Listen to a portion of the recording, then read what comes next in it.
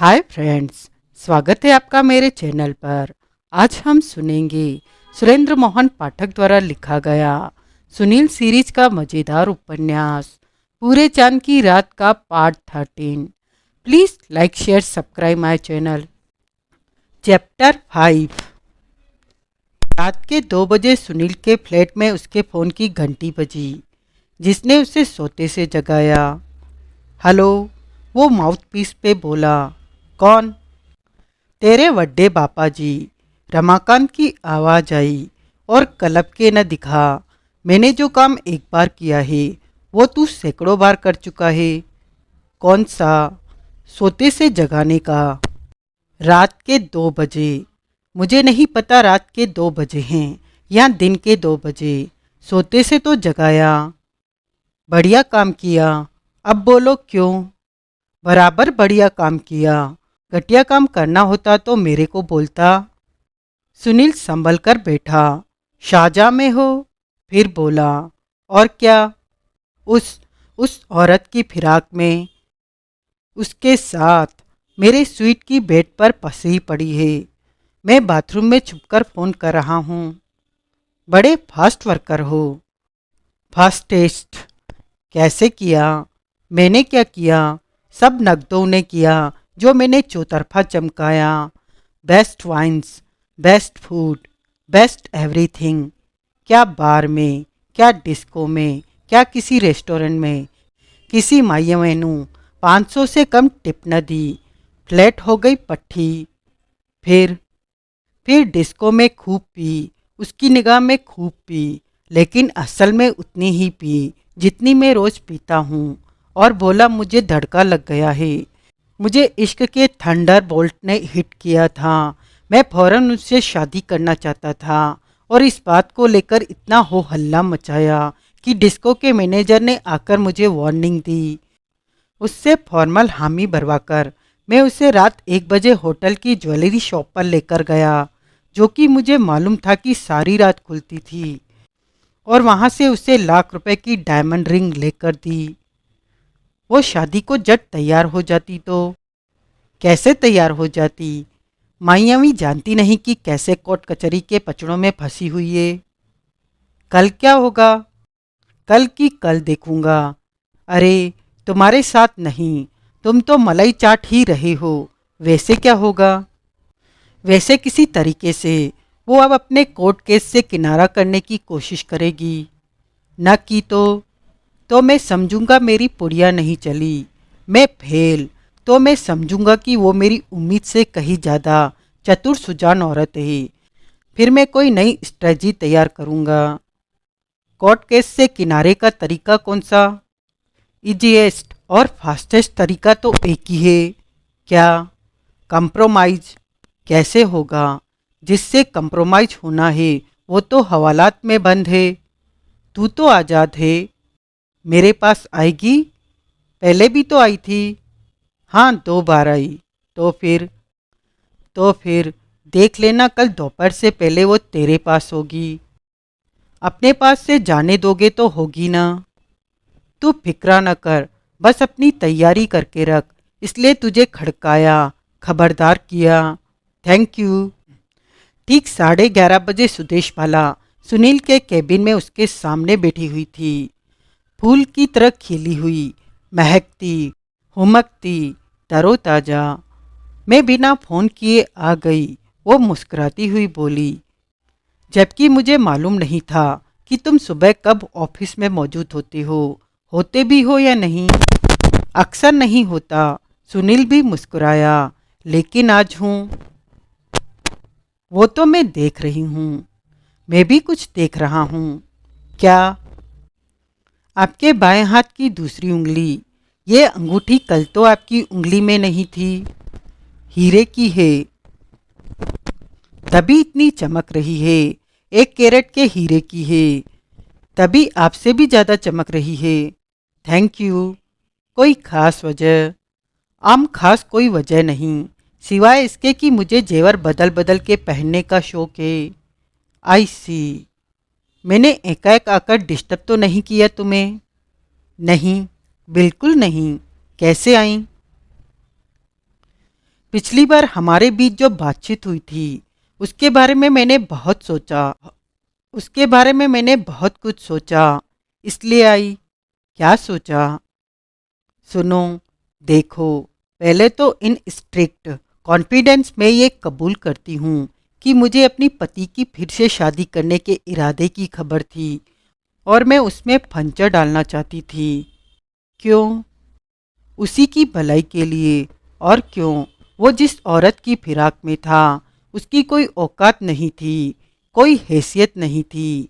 कहने को डॉक्टर थी लेकिन कोई प्रैक्टिस नहीं थी।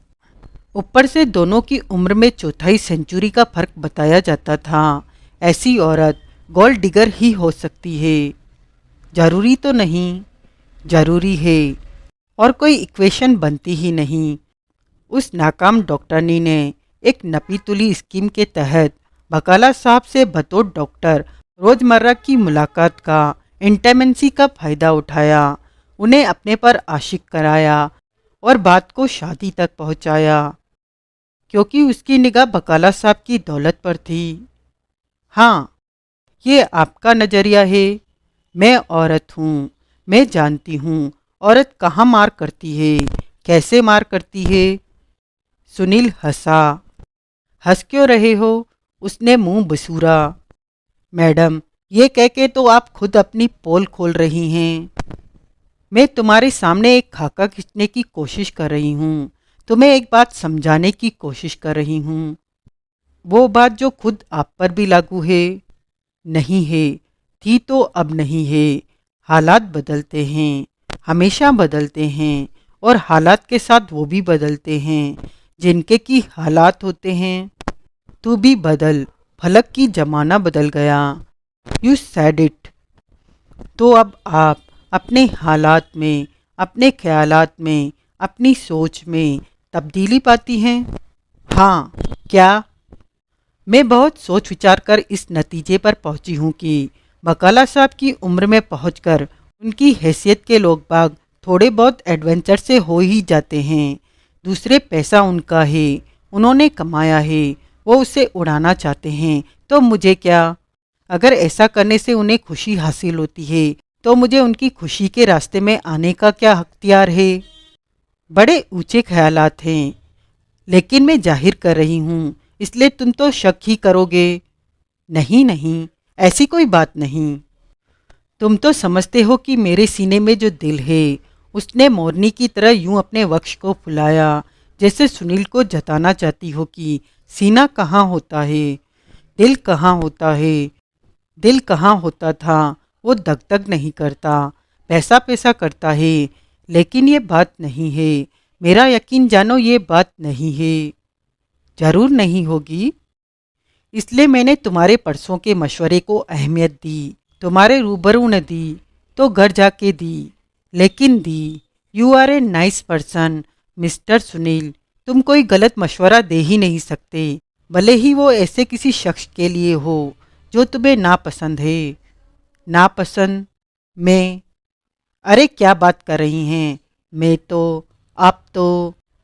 अब पाखंड करने का क्या फ़ायदा, लीपापोती करने का क्या फ़ायदा, बात संवारने की कोशिश करने का क्या फ़ायदा। लोग बाग मुझे पसंद करते हैं, मेरे पर मरते हैं, मेरी दोस्ती को तरसते हैं। मुझे अफसोस है कि तुम्हें मेरी ऐसी कद्र न हुई, हालांकि मैं चाहती थी कि होती। It that's all kind of people to make this world. I am one kind, you are another kind, so no hard feeling, no. Yes. आप कुछ पिएंगी? नहीं, मुझे टाइम का तोड़ा है, मुझे किसी और से मिलना है, इसलिए बात खत्म करके जाना चाहती हूँ। आई सी। तुम्हारी जानकारी के लिए पुलिस मेरे पास पहुँची थी। क्यों? मेरी गवाही रिकॉर्ड करने के लिए। क्या साबित करने के लिए? बकाला साहब की होमिसिडल टेंडेंसी साबित करने के लिए। ये स्थापित करने के लिए कि मुंबई में उन्होंने चाकू लेकर मुझे मार डालने की कोशिश की थी। तुम चौंके नहीं? चौंक गया जी, पूरी तरह चौंक गया। सूरज से तो न लगा? तो क्या तो? पुलिस आपको बकाला साहब के खिलाफ गवाह बनाना चाहती है। आप गवाह बनना चाहती हैं तो? तुम जो मैं कहना चाहती हूँ मुझे उसको आसानी से नहीं कहने दे रहे हो। मैंने तो नहीं रोका। कैसे कहूँ? जैसे जी में आए कहिए। I am a all ears for you. देखो, मेरा पति अगर तलाक लेकर मेरे से आज़ाद होना चाहता है तो मुझे इस बात से कोई एतराज़ नहीं। पहले तो था, जो पहले था उसको वर्तमान में मत घसीटो। सॉरी। जो आप हालिया तब्दीलियां आई बताती हैं ये उनमें से एक है। समझ लो कि हाँ, अब आप अपना अर्धांगिनी का दर्जा वापस पाने की ख्वाहिशमंद नहीं। अब आप नहीं समझती कि पति पत्नी का रिश्ता जन्म जन्मांतर का होता है, जो चुटकियों में न तोड़ा जा सकता है न तोड़ा जाना चाहिए। अब आप अपने पति की निष्ठावान पत्नी नहीं बनना चाहती। तुम मेरा मजाक उड़ा रही हो? हरगिज नहीं। तो फिर क्यों ऐसी बातें करते हो? आपको ऐसी बातों से परेशानी है तो नहीं करता। हाँ, मत करो। तो अब आप क्या करेंगी? मैं हाई कोर्ट से अपनी अपील वापस ले लूँगी। मेरे ऐसा करने से तलाक पर लगा स्टे खारिज हो जाएगा। मैं आइंदा भी कोई मुखालफत वाला कदम नहीं उठाऊंगी तो तलाक स्टैंड करेगा। फिर मेरा पति अपनी ज़िंदगी की नई मनपसंद शुरुआत के लिए आज़ाद होगा। आप भी, क्या मैं भी, आप भी अपनी ज़िंदगी की नई मनपसंद शुरुआत के लिए आज़ाद होंगी। ऐसी कोई शुरुआत मेरे सामने नहीं है, फिलहाल नहीं है ही नहीं। क्यों, संन्यास धारण करने का इरादा है? अरे तुम सुनो तो, सुनाइए। कोई नई शुरुआत मेरे सामने नहीं है, लेकिन बकाला साहब के सामने बराबर है या नहीं है? है। तो फिर क्या? समझो, बकाला साहब जिंदगी की नई शुरुआत कर सकें, इसके बदले में आपको क्या चाहिए? मैंने कब कहा कि मुझे कुछ चाहिए? नहीं कहा, लेकिन जब समझो कहा तो सब कुछ कहा। देखो, मैं गोल्ड डिगर नहीं हूँ, मैं अपने पति की दौलत की तलबगार नहीं हूँ, लेकिन मेरी प्रॉब्लम है। क्या? मेरे सामने अभी सारी ज़िंदगी पड़ी है और खुद कमाकर खा सकने वाली सलाहियत मेरे में नहीं है। मैं किसी नौकरी के लिए, किसी प्रोफेशन के लिए, किसी डिसिप्लिन के लिए ट्रेड नहीं हूँ। मुझे तन्हा औरत को 4 पैसों का आसरा नहीं होगा तो ज़िंदगी कैसे कटेगी? कितने पैसों को आप 4 पैसे तस्लीम करेंगी? तुम सुझाओ। मैं क्या सुझाऊं? फिगर आपकी है, मांग आपकी है। आप ही बोलिए कुछ इस बाबत। मेरा मतलब है, मेरा पति कितना देने को तैयार होगा? वो तो मैं आपको बता चुका हूँ, 50 लाख। हाँ, इतना तो वो अनाथाश्रम को चंदा दे देता है। आप क्या चाहती हैं? 5 crore. That's out of question. ये रकम कुछ भी नहीं है, वो आसानी से दे सकता है। दे सकने में और देना मंजूर होने में फ़र्क होता है। जो रकम देना उन्हें मंजूर है वो 50 लाख है। मेरे पति को ये नहीं बोलना चाहिए कि मेरी आदत उसने बिगाड़ी है। हाई लिविंग की आदत मुझे उसने डाली है। जिस लाइफस्टाइल की आदतें पड़ चुकी है उसे केयर करने का इंतजाम भी तो उसे ही करना होगा। देते पाँव पसारिए, जेती लंबी शोर। क्या मतलब? मुर्दे के नाप का ताबूत तलाशा जाता है, ताबूत के नाप का मुर्दा नहीं तलाशा जाता। मैं अभी भी नहीं समझी। आपको अपनी आदतें तब्दील करनी होगी। तुम्हारे कहने से, हालात के कहने से। मुझे सबक नहीं चाहिए, उपदेश नहीं चाहिए। मैं सबक नहीं दे रहा, उपदेश नहीं दे रहा। मैं महज आपको ये बता रहा हूँ कि ख्वाब क्या है और असलियत क्या है। 5 करोड़ रुपया ख्वाब है, 50 लाख रुपए असलियत हैं। ख्वाब को असलियत बनाओ। मैं नहीं बना सकता। और अपनी फीस बोलो। मैं बिकाऊ नहीं। मैंने खरीद की फीस नहीं पूछी, उस वफ़े का किराया पूछा है जिसमें तुम मेरे काम आओगे। आपके काम में मुफ्त में आ सकता हूँ। कैसे?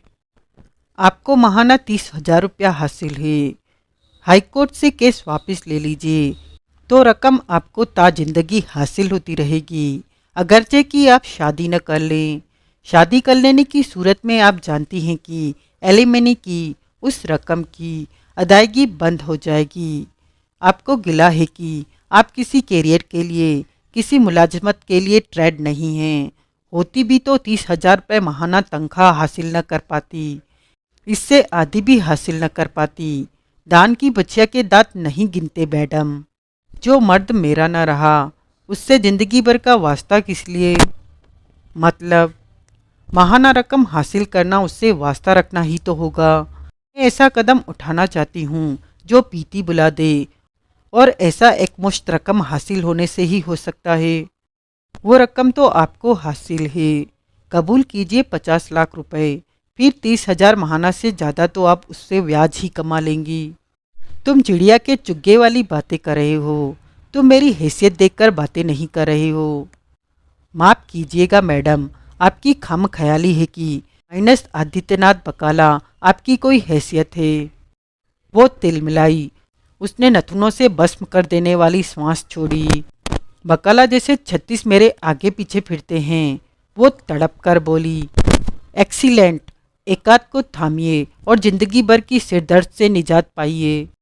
अनजाने में उसकी निगाह अपने हीरे की अंगूठी वाले हाथ पर झुकी और फिर तत्काल वहां से भटकी। तुम समझते हो कि इस बाबत मैं तुम्हारी ही राय का इंतजार कर रही थी। लगता है थाम ही लिया है किसी को। That's none of your business. Sorry, मैं अपनी मांग घटा सकती हूँ। मैं आपकी एलिमिनी का महाना रकम बढ़वा सकता हूँ। उससे बकाला साहब को नुकसान होगा। मैं उनका नुकसान नहीं चाहती। वो आपका नुकसान नहीं चाहते, इसलिए समझते हैं कि महाना रकम लेते रहने से आपको फ़ायदा है। जो मेरी सिफारिश पर वो बढ़ाकर 40,000 कर देंगे। अब राजी? उसने इनकार में सिर हिलाया। साथ में इकबालपुर वाली कोठी भी। उस नामुराद भूता कोठी की मुझे कोई ख्वाहिश नहीं। मैं उस कोठी में तो क्या, इकबालपुर में ही नहीं रहना चाहती। अच्छा, हाँ, तो आगे कहाँ रहने का प्रोग्राम है? सूरत में? उसने तत्काल होठ काटे। या कहीं भी, लेकिन इकबालपुर में नहीं, हरगिज नहीं। लेकिन कोठी की फेस वैल्यू? क्या फेस वैल्यू? 10-12 लाख रुपए। इकबालपुर जैसी छोटी जगह में उतने भी पता नहीं मिलेंगे कि नहीं। मैं कोठी का, उसकी फेस वैल्यू का गम खाने को तैयार हूँ। ऐसा है तो महाना रकम 50,000। अब तो राजी? नहीं, अब भी नहीं। सुनील ने नकली हैरानी जताई। मुझे एक मुश्त रकम चाहिए। अगर तुम्हारी सिफारिश चलती है तो चलो, 4 करोड़ पर फैसला करवाओ। सुनील पहले ही इनकार में सिर हिलाने लगा। 3 से कम तो हरगिज नहीं। मेरी राय में आप सीधे बकाला साहब से ही बात कीजिएगा। कब? जब जमानत होगी। होगी? कभी तो होगी। मैं इंतज़ार नहीं कर सकती। तो आप ऐसा कीजिए, किसी वकील की शरण में जाइए जो आपकी तरफ से बकाला साहब से जेल में भी बात कर लेगा। मुझे वकीलों पर कोई एतबार नहीं। किसी वकील को अपने करीब नहीं फटकने देना चाहती। मेरा ईश्वर जानता है कैसे मैंने राजकमल अग्रवाल से पीछा छुड़ाया था, जो आम खा के मेरे लिए गुठली भी नहीं छोड़ना चाहता था। तुम अच्छे आदमी हो, भले ही मेरी तरफ नहीं हो, लेकिन अच्छे आदमी हो। मेरा दिल गवाही देता है कि मैं तुम्हारे पर एतबार कर सकती हूँ और तुम्हारे जरिए बेहतर नतीजा हासिल कर सकती हूँ। तुम 2 करोड़ के लिए सपोर्ट करो, बदले में जो कहोगे मैं करूँगी। सुनील ने नकली जमाई ली। देखो, सारा दिन यहीं गुजारने का मेरा कोई इरादा नहीं है। मुझे और भी काम है। और क्या काम है? उससे तुम्हें कोई मतलब नहीं होना चाहिए। ठीक है, अब बोलो क्या कहते हो? एक बात है तो सही कहने लायक। क्या? पता नहीं उसे सुनना आपको गवारा होगा या नहीं। अरे क्या बात? बकाला साहब ने शादी का ख्याल छोड़ दिया है क्या? अभी कल ही मेरी उनसे मुलाकात हुई थी तो कह रहे थे कि हवालात की तन्हाइयों में ही उन्हें बड़ी शिद्दत से ये एहसास हुआ था कि उनकी बीबी यानी कि आप कितनी खूबसूरत थी। मुझे कहने लगे, सुनील, कोई सूरत निकालो जिससे मेरी सुदेश से सुलह हो सके। मुझे नहीं चाहिए सुलह। कमाल है, आपका घर बस रहा है। मुझे उनके साथ घर नहीं बसाना, पहले तो बसाना था, पहले तो आपने खुद कहा था कि अब नहीं बसाना। ठीक है, मर्जी आपकी। मैं इस बाबत आपके ख्यालात की बकाला साहब को खबर कर दूंगा। करना न करना मुझे इससे कोई मतलब नहीं। अब मैं अपनी इंसोल्यूटली मिनिमम डिमांड पर आती हूँ। क्या है वो? 1.5 करोड़। मैं बकाला साहब से इस बाबत बात करूँगा। बात करते वक्त उन्हें ये भी बोलना कि मेरी गवाही से उनका बहुत भला हो सकता है। कहाँ से होगा? आप तो पुलिस की गवाह बनने जा रही हैं। अभी आपने खुद ऐसा कहा। वो दूसरा मामला है। मैं उस गवाह से पीछे भी हट सकती हूँ, लेकिन इस वक्त मैं किसी और गवाही की बात कर रही हूँ। और कौन सी गवाही? विष्णु मेहता की इकबालपुर में मेरे को की टेलीफोन कॉल की गवाही। उस बाबत क्या? अगर ये साबित हो जाए कि उस कॉल के बाबत विष्णु मेहता गलत बयानी कर रहा है, तो इससे बकाला साहब के केस को फायदा पहुंचेगा या नहीं? पहुंच सकता है, पहुंचेगा। मुझे मालूम हुआ है कि वो उस टेलीफोन कॉल से इनकार करता है, लेकिन हर कॉल की कंफर्मेशन के लिए 2 सिरे होते हैं। उस कॉल का दूसरा सिरा मैं हूँ। अगर मैं अदालत के कटघरे में खड़ी होकर गीता पर हाथ रखकर ये बयान दूं कि बुधवार 11 तारीख की रात को मैंने उसकी टेलीफोन कॉल रिसीव की थी, तो उस बयान की कोई कीमत होगी या नहीं होगी? झूठा बयान देगी तो क्या कीमत होगी? लेकिन मैं गीता पर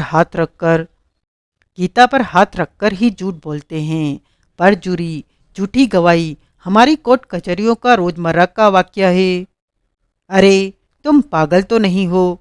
वो जल्लाई। क्या हुआ? क्या परजुरी परजुरी बज रहे हो? मैं हकीकत बयान कर रही हूँ। ये हकीकत बयान कर रही हैं कि विष्णु मेहता ने आपको फ़ोन किया था। और क्या कह रही हूँ मैं? आप अदालत के कटघरे में खड़ी होकर इस बाबत बयान देंगी। मेरी मर्जी होगी तो दूंगी, नहीं होगी तो नहीं दूंगी।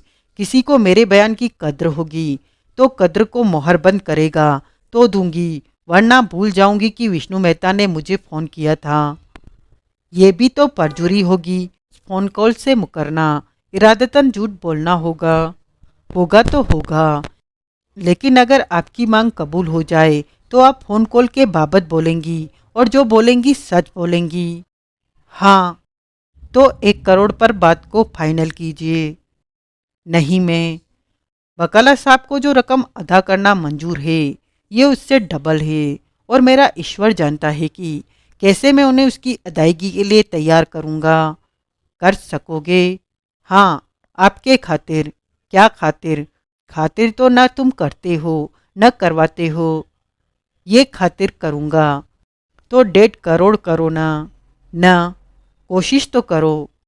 मैडम, 1 करोड़ में ही मेरी कोशिश का अर्क निकल जाएगा। ओके, सवा। जमा वो फीस जो राजकमल अग्रवाल चाहता था, लेकिन उसे न मिल सकी। कहो तो एडवांस में। वॉलंटियर हूँ। वॉलंटियर कहीं फीस लेकर काम करते हैं? ओह, हेल विद यू। लानत है तुम्हारे मर्द होने पर। सुनील हंसा। मैंने आपकी बात का बुरा नहीं माना। फिर बोला, एहसान सिर माथे। मैं उसे सुखा के पीस के आंखों में सुरमा लगाया करूंगी। सुनील फिर हंसा। मर्द उस माल का मातम मनाता है। फिर संजीदगी से बोला, जो उसके हाथ से निकल गया। औरत उस माल के लिए रोती है जो उसके हाथ न लग सका। आप अपनी छवि वैसी औरत की प्रोजेक्ट करना चाहती हैं? नहीं, तो हाजरी को हुज्जत का मुद्दा न बनाइए, उसे कबूल फरमाइए। पैसा कब मिलेगा? जब आप चाहें। मैं तो अभी चाहती हूँ। अभी के अलावा जब आप चाहें। शाम को, कल सुबह 10 बजे से पहले। कबूल। कबूल। कल 10 बजे से पहले बकाला साहब का 1 करोड़ का चेक आपकी हथेली पर होगा। बदले में आप केस वापस लेंगी और कंप्लीट रिलीज के कागजात पर 2 गवाहों के सामने साइन करेंगी। वो तो मैं करूँगी, लेकिन सवा की कोशिश करना। 1। लानत। अब उस टेलीफोन कॉल के बाबत बताइए। अभी जानना चाहते हो? हाँ। मेरी कोई खिदमत किए बिना अपनी खिदमत करवाना चाहते हो? अपनी नहीं, बकाला साहब की सही। वो बात अब फाइनल हो तो गई। उसमें अगर कोई पंगा पड़ा या कोई खयानत वाला काम हुआ तो खून कर दूंगी। किसका? सुनील उपहासपूर्ण स्वर में बोला। मेरा या बकाला साहब का? दोनों का। मजाक छोड़िए अब और फ़ोन कॉल की बात कीजिए। करती हूँ। वो क्या है कि पहले मेरे पास करसन राय चेलानी का फ़ोन आया था, जिसने मुझे बताया था कि वो मेरे पति के पार्टनर विष्णु मेहता का वकील था। बुधवार रात 11 बजे। क्या बोला? बोला हम एक राह के राही थे, नहीं थे तो हमें बनना चाहिए था। बोला वो मेरे वकील के ऑफिस में उस बाबत मेरे से मीटिंग करना चाहता था। आई सी। फिर के 4 घंटे बाद रात 3 बजे विष्णु मेहता का फ़ोन आ गया।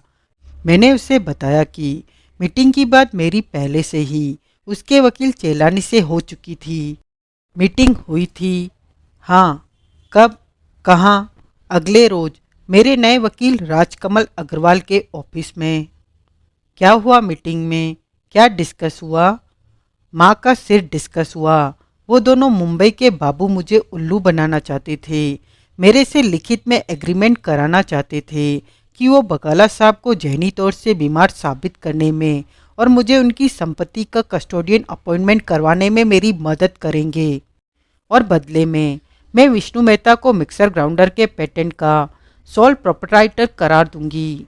अपनी कस्टोडियन की हैसियत में उसे कंप्लीट रिलीज लिख कर दूंगी और पति की प्रॉपर्टी का कंट्रोल हाथ में आ जाने पर 10 करोड़ रुपए उनके नाम ट्रांसफ़र करूंगी। आपने क्या कहा? मैंने कहा मैं सोच के जवाब दूंगी। आई सी।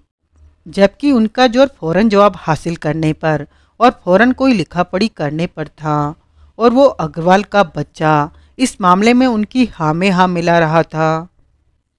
कोई वक्त मुकर्रर किया था? ये बोला था कि कितने टाइम में जवाब देंगी? नहीं, लेकिन उन्होंने बार बार कहा था कि वो जवाब जल्द से जल्द चाहते थे, क्योंकि आगे की कार्रवाई मेरे जवाब पर ही मुनहसर थी। चेलानी ने आपको ठीक 11 बजे फ़ोन किया था? भाई, मैंने घड़ी तो देखी नहीं थी, लेकिन इतना पक्का है कि वक्त 11 के आसपास का था। कितना आसपास का था? 10:30 और 11 के बीच का। और विष्णु मेहता ने, उसने कब फ़ोन किया था? उसने 3 बजे किया था। उसकी फ़ोन कॉल रिसीव करते वक्त मैंने घड़ी देखी थी।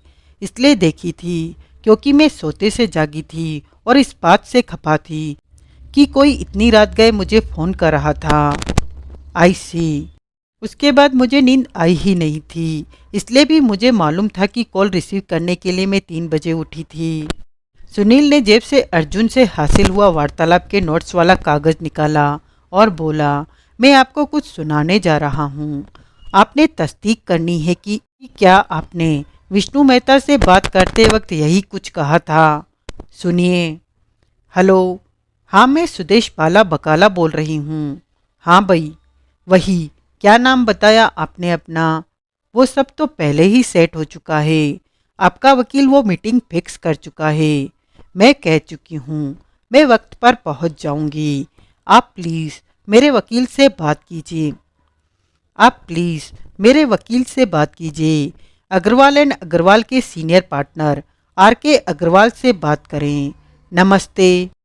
कमाल है, वो बोली। एन यही कहा था मैंने। तुम्हें कैसे मालूम पड़ा? वो कॉल खत्म होने के बाद उसके सवाल को नज़रअंदाज करता सुनील बोला, आपने क्या किया था? फिर सो जाने की कोशिश की थी, लेकिन नींद नहीं आई थी। जब 4 बजे तक मैं नहीं सो सकी थी तो मैंने सोने का इरादा ही छोड़ दिया था और यहाँ राजनगर चली आई थी। कैसे? अपनी कार खुद ड्राइव करके। और कैसे? कार सफ़ेद अल्टो, नंबर RJ2 GA5197। तुम तो सब कुछ जानते हो। जवाब दीजिए। हाँ। कार आपकी कोठी में कहाँ खड़ी होती है? कोठी के सामने कंपाउंड में, लेकिन उस रात को वहाँ नहीं थी। उस रात वो अगले ब्लॉक की एक कोठी के सामने खड़ी थी। वहाँ क्यों? वो लोग मेरे वाकिफ़ हैं। उन्हें रात को थोड़ी देर के लिए कार की ज़रूरत थी, जिसके बाबत उन्होंने मुझे पहले से खबर की हुई थी। मैंने कार उनके पास पहुंचा दी थी और बोला था कि उनका काम हो जाने के बाद वो उसे वहीं पार्क कर दे। मुझे रात में ज़रूरत होगी तो मैं डुप्लीकेट चाबी इस्तेमाल करके उसे वहाँ से ले जाऊंगी। तो सुबह 4 बजे राजनगर के लिए रवाना होते वक्त आपने कार को खोलने के लिए वहाँ जाकर डुप्लीकेट चाबी इस्तेमाल की थी। हाँ।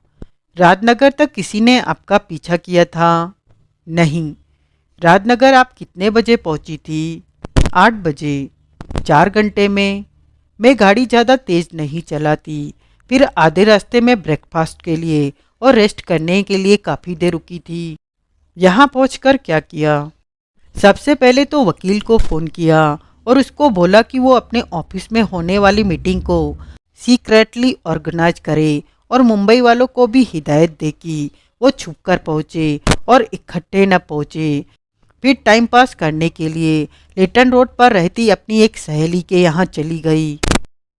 मीटिंग में आपके सामने जो प्रस्ताव रखा गया वो राजकमल अग्रवाल ने रखा?